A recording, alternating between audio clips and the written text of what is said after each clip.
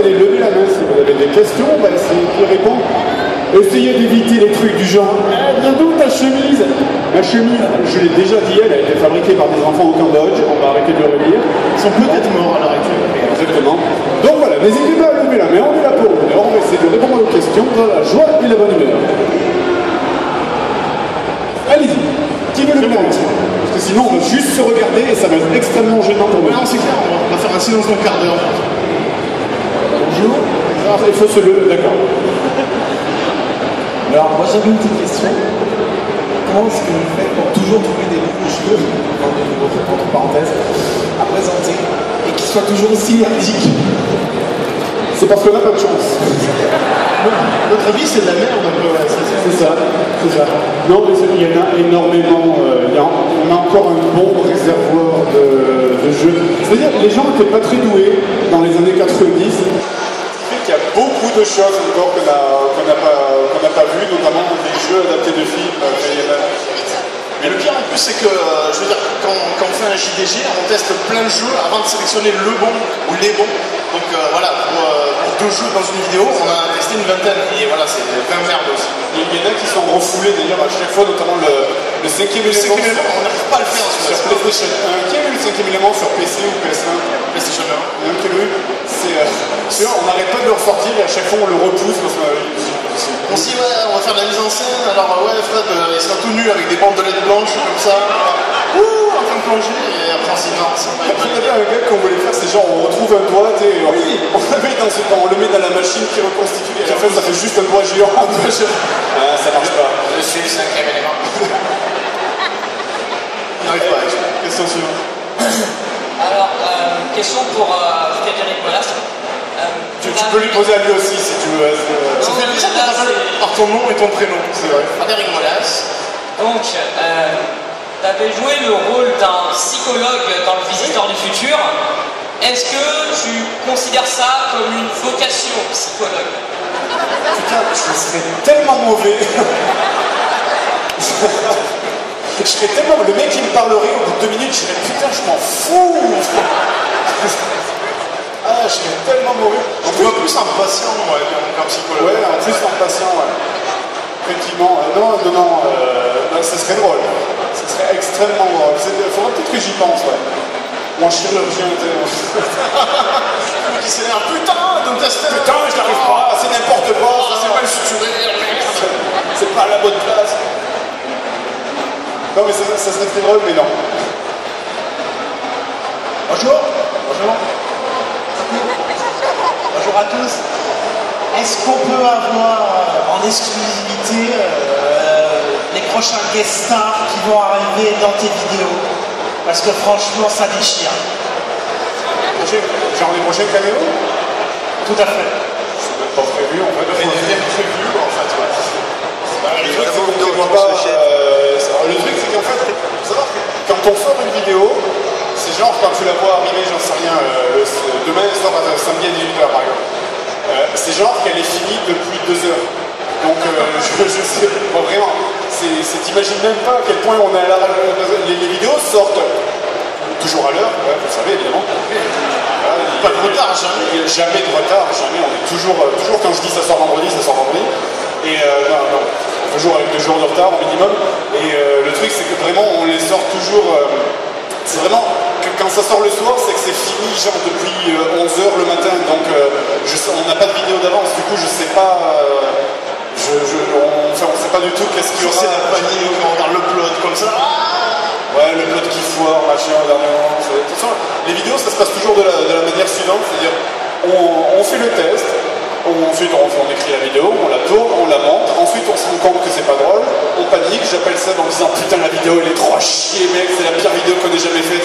On retourne demain alors. Ouais, on retourne demain. Du coup, on retourne la veille de diffuser la vidéo. On fait des rustines complètement à l'arrache sur des gags qu'on invente, genre le jour du tournage au dernier moment. On sort la vidéo, on dit à Nico, on dit à notre la personne qui nous fait le mix son, il faut absolument que tu me fasses le truc que tu fais en 2 jours d'habitude, bah, tu vas le faire en 1 heure, c'est cool. Il m'appelle en catastrophe en disant ouais, il manque des sons aussi, fais-moi les sons. C'est ça. Oh merde, j'ai oublié. C'est comme ça que ça marche au JDG. Là, vous voyez par exemple, normalement, avant de venir, j'avais fait une super vidéo, j'avais passé 3 heures dessus où il y avait, c'était une vidéo que je voulais diffuser avant qu'on monte sur scène, avec une musique cool et tout, il y avait un montage, et je l'ai oublié chez moi. Voilà. Donc, voilà. C'est ça l'esprit JDG. C'est ça JDG, c'est comme ça que ça marche. Et ça va faire 5 ans quoi. Ça fait 5 ans. 5 ans que c'est route. Bonjour. Tu es magnifique. Merci. Trop kawaii. J'aurais voulu savoir sur tout ce que vous avez pu tourner entre les joueurs du grenier, les dames du grenier et autres, quelle est la vidéo qui vous a le plus motivé, que vous aimez le plus? Je suis tellement troublé par ton costume, c'est pas. Il est un peu excité. Moi je sais pas, moi je me dirais que J'ai vu les dernières antennes, mais c'est surtout la Disney ou la. oui, Disney Ou la RPG 2 avec Bob aussi, c'était très très cool. RPG 2 avec Bob Lennon, on s'était régalé à la tournée. On avait sauvé la vie de Bob ce jour-là d'ailleurs. Oui, il a failli mourir. Ouais. Il a failli mourir le jour du tournage. Je le mettrai dans un bêtisier. Parce qu'en plus, c'est ça qui est rigolo, c'est le plan qui est resté dans la vidéo. Oui. Bob Lennon saute, ça coupe au bon moment, c'est hyper classe, machin, tac tac tac. Alors que non, la vidéo, le plan continue, il est en train de se vautrer, et on entend tous les gens derrière en train de le rattraper. Oh, ça va, ouais, c'est vrai, c'est vrai. Je mettrai dans le bêtisier, mais juste avant le rush, il dit à la caméra: je ne suis pas responsable si je me suicide lors de ce plan, je décline toute responsabilité juridique auprès de ce scène. Et donc le plan était classe avec ça. C'est le plan où il saute, mais le truc c'est qu'il était malade. Il faut voir que vous l'avez vu la RPG2. Ouais. C'est il saute comme ça et il atterrit un peu devant la caméra. Et en fait, la falaise, elle était comme ça, vraiment. C'était que des rochers pointus. C'était que des rochers pointus, et en bas, et c'est ça, genre ça dévalait sur 50 mètres, et en bas, il y avait un lac. Et voilà, c'est genre, il a sauté. Ça aurait été une mort métal, franchement, pour le coup. Il a sauté, il a atterri, on a coupé juste avant qu'il atterrisse, mais... Ce qu'il nous a dit, ouais, mais c'est bon, je faisais ça à 11 ans et tout. Ouais, voilà. Le mec, on a le double maintenant, donc... Et du coup, juste après le plan, tu le vois faire... Ça va. Et moi qui le rattrape à l'arrache, parce que j'ai dit non, mais mec, tu vas mourir, tu vas te tuer là. Et enfin voilà. Il est très bon ce mec. Et ouais, sinon la Disney aussi, C'était très sympa. Disney, on s'est régalé. En plus, nous, quand on enregistrait les chansons, on était persuadés que ça va, la chanson, c'est cool, on va arriver, on va tout chanter. Et on chantait faux, mais faux. L'ingé son, il y avait du sang qui sortait des oreilles. La chanson de fin. Mais putain, Walt Disney serait tiré une balle dans la tête. C'est quand t'enregistrais, j'étais mort de rire. Oui, ouais, le mec qui se foutait de ma gueule à côté, comme ça, il était... Non, ben. On en refera une de Disney un jour. On fera une Disney 2. Mais j'essaierai de la faire un peu moins bien que la première. Vous savez, comme dans les Disney, les suites de Disney, c'est toujours un peu moins bien, mais là on fera une vidéo qui sera un peu moins bien. Avec des chansons un peu moins bien. Des personnages moins sympas. Ouais, voilà. Mais non, on a une très bonne idée déjà pour la Disney 2, on va en parler. Je voulais savoir comment vous avez trouvé les questions de la conférence d'hier avec tout le monde. Il n'y a pas de questions. Question Non, mais tu sais, c'est le quiz en fait. Ah, c'est des questions sur les barrières, les. Voilà. Il n'y a pas le mec là. C'est un peu chiant. Ouais, chiant. Non, ça partait d'une bonne volonté. C'est pas la faute du mec qui présentait en fait. Mais apparemment. Pardon. Je vais parler sans le micro. Non, moi je vais parler avec le micro en fait.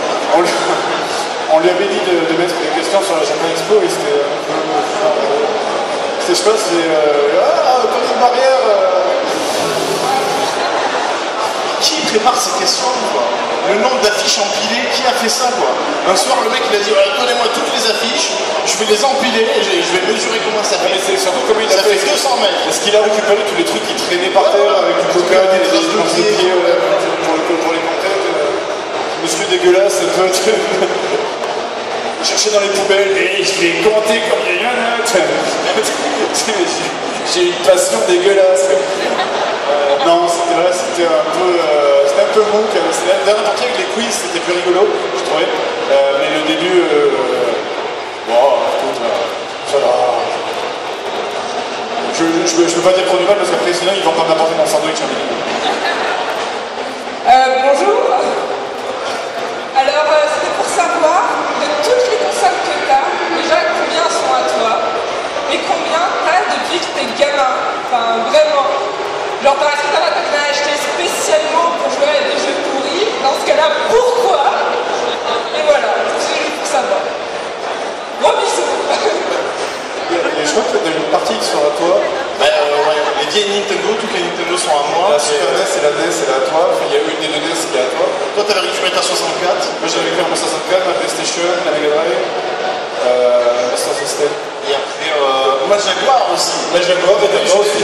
Je l'ai acheté à l'époque quand elle était sortie, mais j'étais le seul con. Oh, 64 bits, c'est trop bien. Et d'ailleurs, juste pour faire un test, voyons, ceux qui ont la Super NES étant jeunes, levez la main. Ah, il y en a la Mega Drive. Il y en a moins. La Master System. J'ai perdu au monde. Je descends vers le bas là. L'Atari 2600. L'Atari 2600. Salut les vieux. T'as quel âge? La Neo Geo.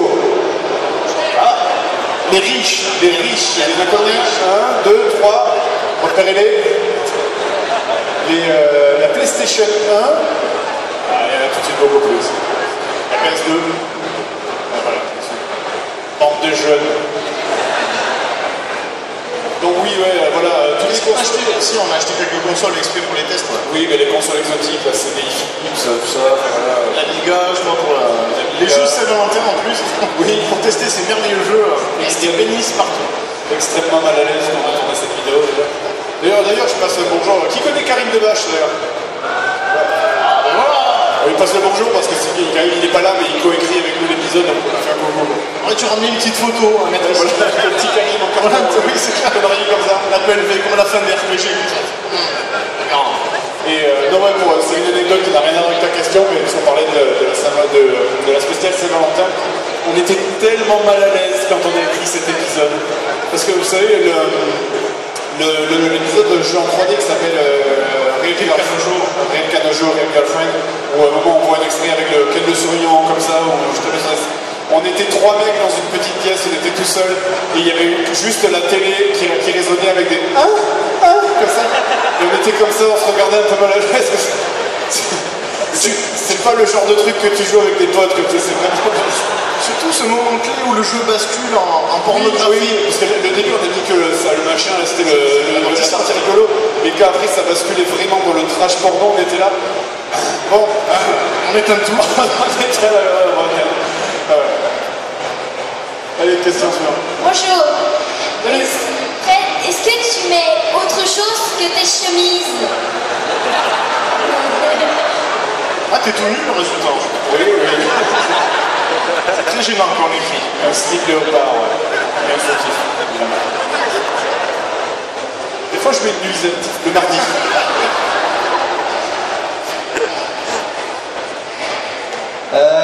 Comment vous êtes vraiment rencontrés?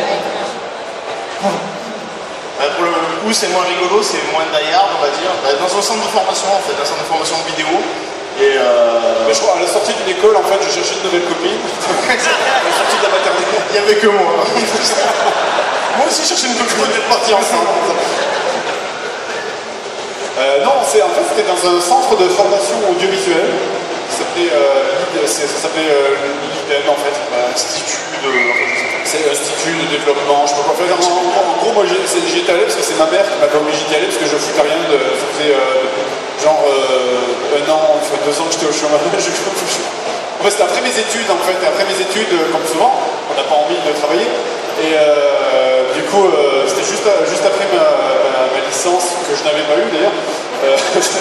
C'est triste là. Ouais, c'est trop triste. Vraiment une licence. Sortez les violons là. Ouais. La BO de Rémi sans famille. Du coup, juste après ma licence que je n'avais pas eu, j'avais fait un stage de 6 mois dans une mairie chiant où je foutais rien, j'y allais même pas. Et donc ma mère un jour m'a fait tu fais chier, tu fous rien, tu vas aller là-bas, machin. Parce qu'elle avait entendu une annonce à la radio, je crois. Et toi, c'était pareil, non? Un peu pareil, ouais. Un coup de balai sur la scène. Ta mère aussi qui t'avait forcé à y aller? Ouais, exactement. C'est tellement la vie. Mais moi j'avais de l'espoir parce que je voyais des formations audiovisuelles, il y avait des photos de fous, je disais on va faire du cinéma, trop bien.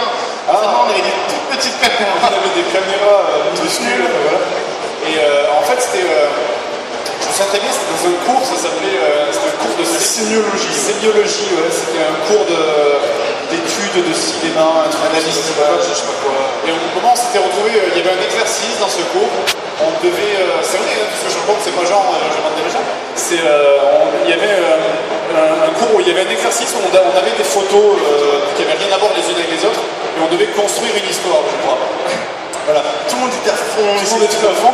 Et nous, on trouvait ça tellement débile. On avait fait n'importe quoi. On avait inventé l'histoire. Ça s'appelait, je m'en souviens très bien. Ça s'appelait Jeanne Castor.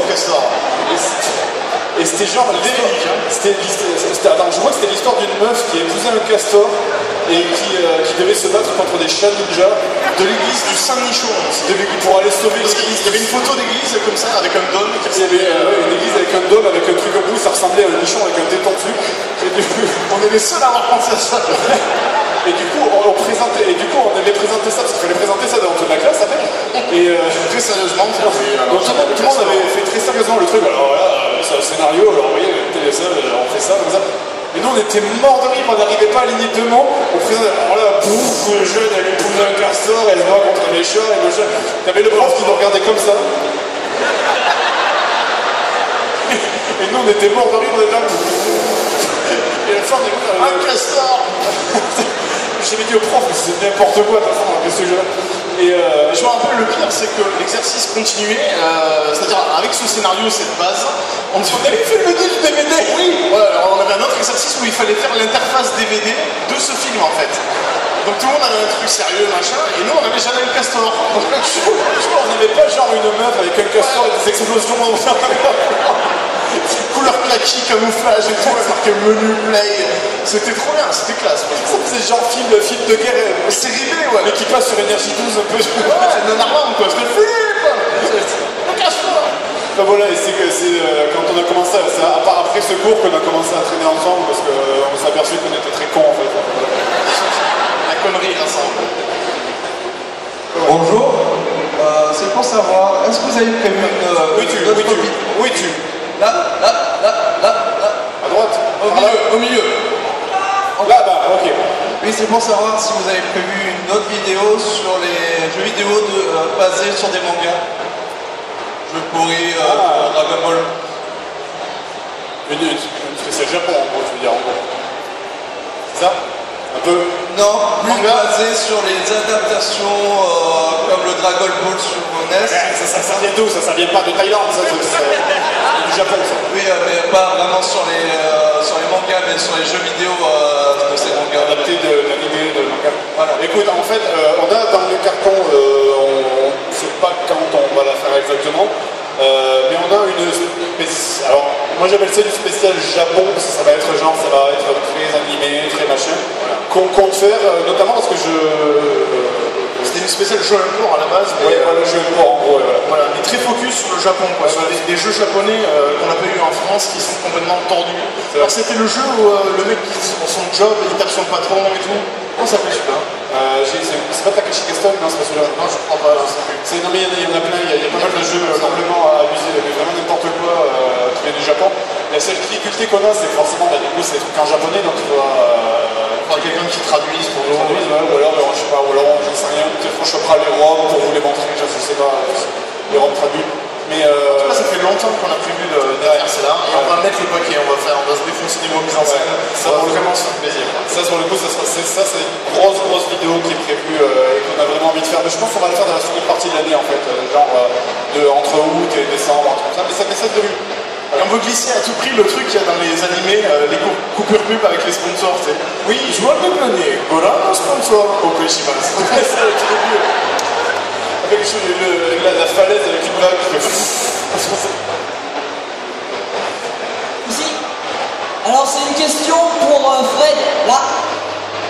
Fred, ici à gauche là.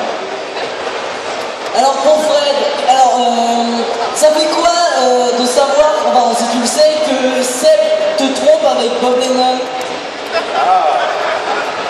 Moi je le trompe avec Antoine Daniel, donc... Il c'est pas grave parce que de toute façon on a fait un plan à 3 il y a pas longtemps avec donc c'est pas grave. Qui n'a pas été diffusé encore, c'est vrai. Moi je trompe avec Antoine Daniel, il fait plus de vues. Je préfère que les gros calibres. Ça va, dis donc. Je parlais de Bob. C'est son ventilateur. Ici. Alors, dans les dernières vidéos, on peut voir qu'il y a de plus en plus de mise en scène, peut-être au détriment du texte qui passe peut-être un peu au second plan, par contre des plaires, que j'aime bien aussi.